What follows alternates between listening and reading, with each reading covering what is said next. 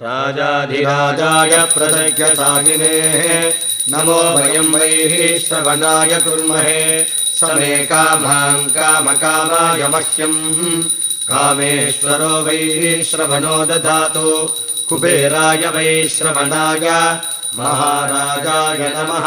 सर्वमङ्गलमाङ्गल्ये शिवे सर्वार्थसाधके शरण्ये त्र्यम्बके देवी नारायणि नमोऽस्तुते।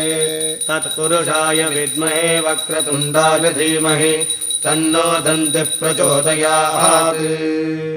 श्री लक्ष्मी गणपतये नमः। कर्पूर नीराजनं दर्शयामि. 2 புஷ்பங்களை எடுத்துட்டு இந்த ஜுவாலைக்கு சுற்றி சுவாமி பாதத்தில் போட்டுருங்கோ. ஒரு உதிரணி ஜலத்தை தட்டில் விடுங்கோ. அந்த கற்பூரத்தை நீங்கள் எடுத்துக்கோங்க. அங்கே இருக்கிறவா எல்லாருக்கும் அந்த கற்பூர ஹாரத்தியை காட்ட வேண்டியது. இப்போ கணபதி தியானம் பண்ணிக்கணும். லக்ஷ்மி கணபதி தியானம். ஏகதந்தம்